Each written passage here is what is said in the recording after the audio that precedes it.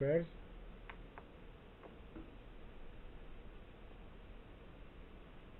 And so the first pair we need to look at is we did the euro dollar, so we can also look now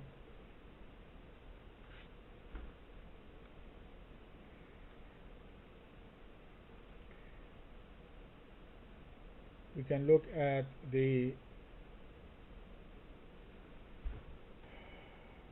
which is the second strongest pair that we had versus the dollar. Basically the dollar yen.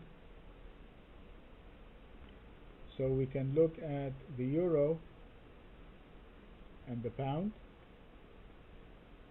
We can look at the euro and the Aussie, the euro yen, and last but not least, we know already what's happening with the euro Swiss, so it's a no-brainer. So we can look at the euro pound, euro Aussie, and then the euro CAD.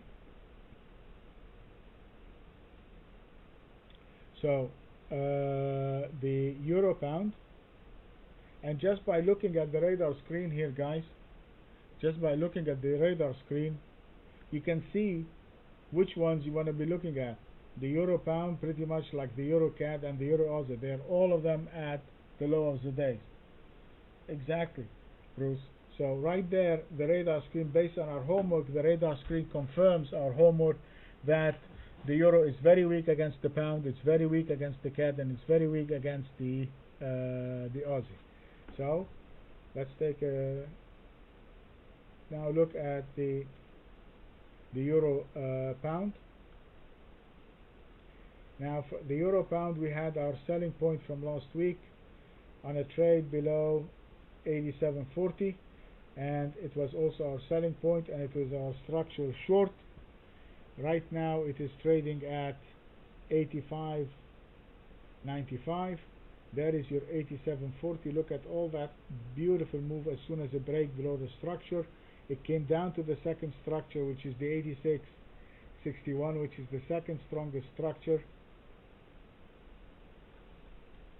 and now it is trading below the 86.25. The 86.25 is okay, but it's not a structural point. I mean, it's a significant point. So in this case, the low of the day was 90. It just pretty much closed near the low of the day, so that's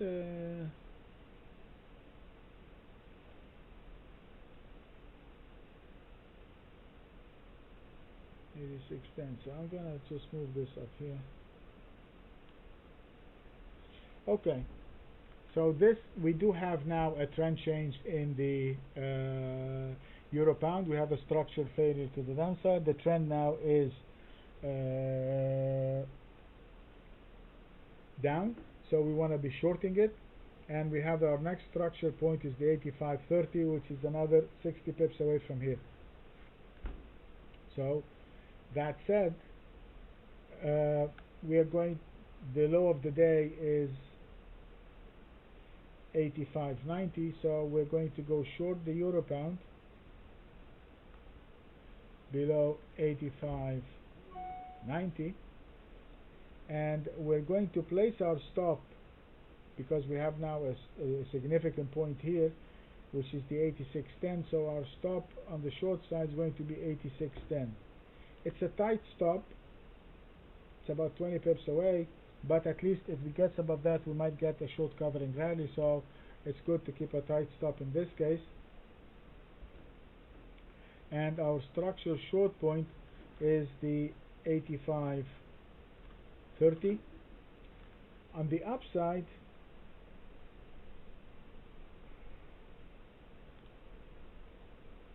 we can only buy it above the 86.61. The 86.61, which is the structure. If you can see right here, there is your 86.61. If I'm going to look at the intraday chart to try to set it, it is in a major downtrend. We don't have anything that would give us a buy signal, so that's the only one here, which is the 86.61. So the 86.61 is going to be our long point, and is going to be our structural long. And if I do that, I'm going to use it as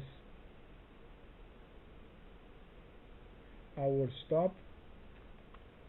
So that if I go long above 86.61, it is also my structural long, and it is also going to be my stop. So I'm not going to allow it to come back a little bit below that. And on the short side, I'm going to go short below 88.90. I have a structural point